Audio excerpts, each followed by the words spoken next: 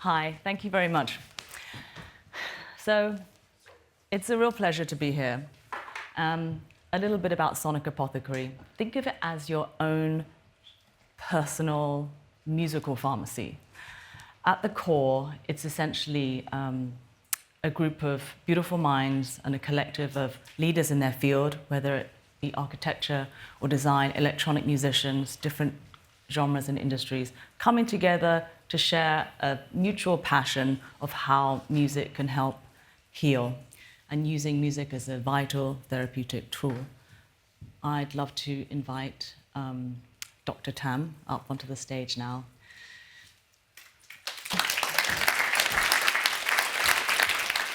Hello. Thanks, Tam. So nice to be here with you. Hello, everyone. So we're going to talk a little bit about why music is so powerful as a therapeutic tool. I've been fascinated. We've known each other a number of years now. We met in Ibiza, the vortex that seems to bring people together in different healing modalities. And we sort of gelled over these holistic therapies, right? And the fact that you were playing such incredible concerts for us out there, and I saw people weeping in the audience and having all these different emotional experiences. I'd love to hear from you.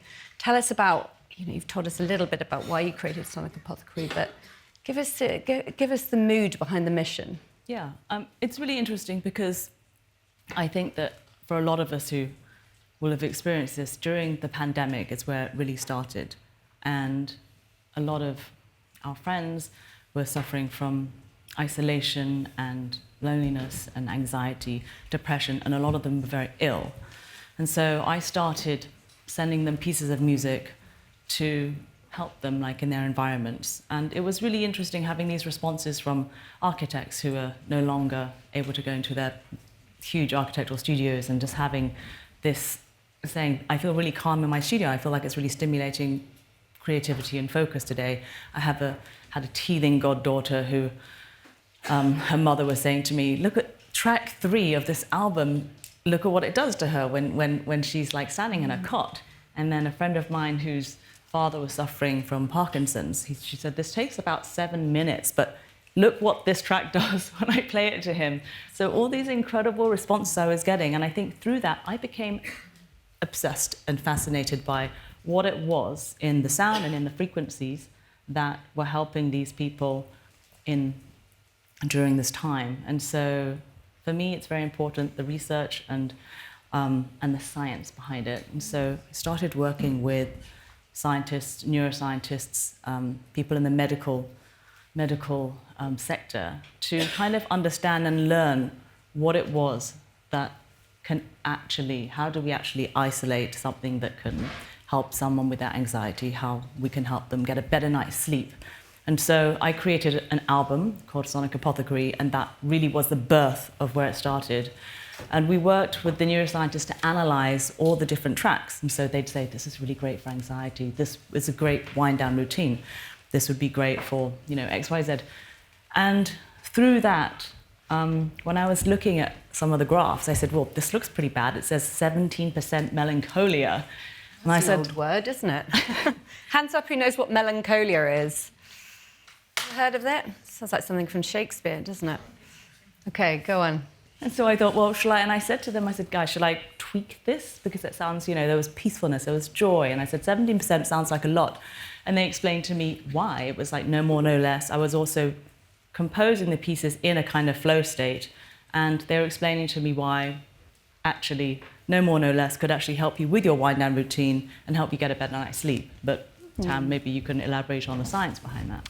I can tell you a bit about melancholia because it's super interesting, because we often think we listen to music when we're feeling a certain way, we choose out certain music. And melancholia is the feeling of sadness, of like an overwhelm of sadness, of grief, or experiences like that, or emotional experiences like that. And what we know now from the science is that actually by listening to that type of music that enhances that emotion, you're having an increased expression of the original emotion that made you seek that music out. And in that process of seeking and experiencing melancholia, you are enhancing the processing of the emotion. It's a form of catharsis. So most of you have probably heard about catharsis. It's like it's a cleansing, it's a getting it out. And the more we know in neuroscience, in medicine now, is that emotional suppression, repression, actually causes disease. And we're able to see this, we're able to prove it now, that traumatic states, post-traumatic stress disorder, depression, anxiety, we can see that in the body. It's associated with biomarkers of higher cortisol, stress hormone levels in the blood. It accelerates aging. We develop little tags on our DNA, sort of epigenetic expression, which accelerates the aging process. The good news is that a lot of that process is reversible. So what I came to with melancholia is that it's the same with if you had a breakup or you had a horrible day, if you listen to the music and you have this catharsis, so you're cleansing yourself of this, of whatever the emotions are, then you can move up and out and through, and you're going to your physiology, your cellular frequencies, which increasingly we're able to measure, is going to thank you for it. So you don't hold on to this. The whole concept of the body keeping the score is what we're moving to understanding now, that it's not just this Britishness of put up, shut up, suppress.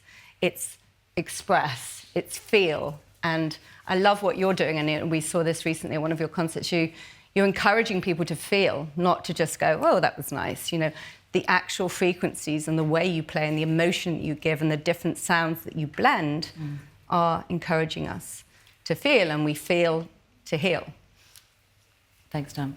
But this is exactly why I have become so obsessed with isolating what is it, that, you know, and understanding the science. I'm scratching the surface, so I love collaborating with people like Tam, and even speaking to architects and understanding how they're looking at the science behind how they're designing buildings now, with the science of like physiological states when we move and how facades of buildings affect our brains. And so all this sent me down a huge rabbit hole, and the need to kind of like learn more and understand how we can distribute it. And as a musician, as a composer, you know, it's a blessing to be able to have this skill.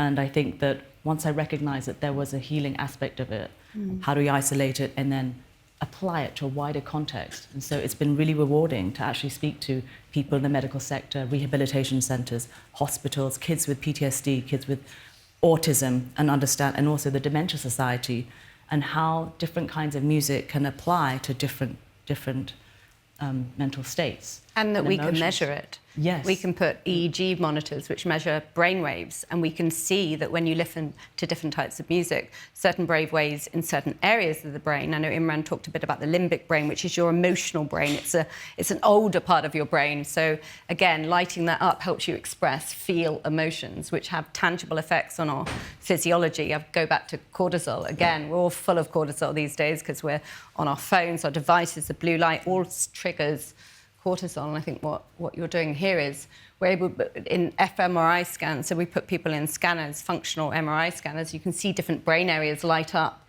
in response to different music. It's similar and akin to psychedelic therapy that everyone's talking about at the moment, which is probably the most exciting thing I've seen as a psychiatrist in practicing medicine.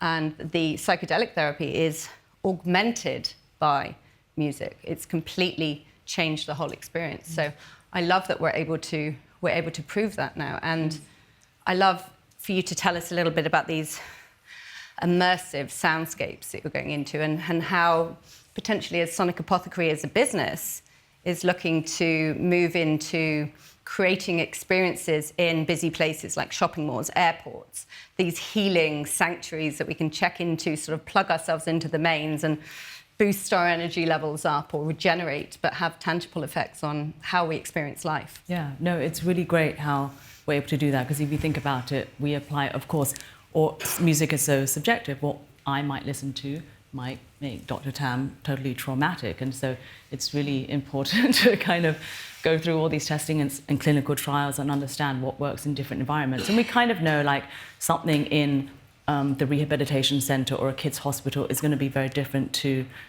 something on the other end of the spectrum, like a wellness hotel or hospitality or retail store. And so it's actually really interesting to have these different musical prescriptions, as it were, not just for the businesses or the environments, but also for the employees and office spaces and etc. And so, and even in transition areas and different zones. Who wouldn't want that at an airport when you're standing around for 2 hours on the floor eating Burger King or trying to avoid it. Yeah. So, so that's really been Yeah. my mission, to summarize, to bring all these different people together in different industries and continue to have these dialogues with different people in different industries. Because if you think about it, back in the day, doctors were scientists and they were mathematicians, and now it's become very separated and fragmented. And so I feel like it's really great to bring this collective together and just continue to have these dialogues, which I feel is so important to our mental well-being, and just like, and really enable therapeutic experiences for people, as you said, or the wide range of people, from children with Asperger's spectrum or autism to people in hospital, as Imran discussed very early on. So I think it's incredible what you're doing, and the fact that science is able to prove it through brainwaves, through body chemistry, through heart rate, through deeper sleep, all of it. And all of that from a longevity perspective, which everyone's talking about now. We all want to live well longer. I mean, this is a remarkable integrative tool to allow us to enhance our cellular frequency, which enhances repair state, regeneration. Like aging, I just want to say, is failure of regeneration, of repair. And if we enhance or we change our frequency in a therapeutic sense here, we are slowing down our rate of aging. We are reversing our biological age. And I think that's powerful. And we've seen it in practice, and we're seeing it in research, with especially what you're getting to with UCL and some of the interesting research there. Yeah, thanks. I look forward to sharing more with you in the near future. And I guess this is now the mission, is to really use music and sound as a longevity and a wellness tool. And so to close, I would love to illustrate an example of harmonies and frequencies, and give you a little snippet of what I'm working on. And I'd love to invite you to just either close your eyes or relax into a short piece I'm going to play. Loosen your belts, whatever you need to do, just allow the music to take you where you want to go. Taking a few deep breaths always helps, just moving from brain to heart to lungs. Thank you so much.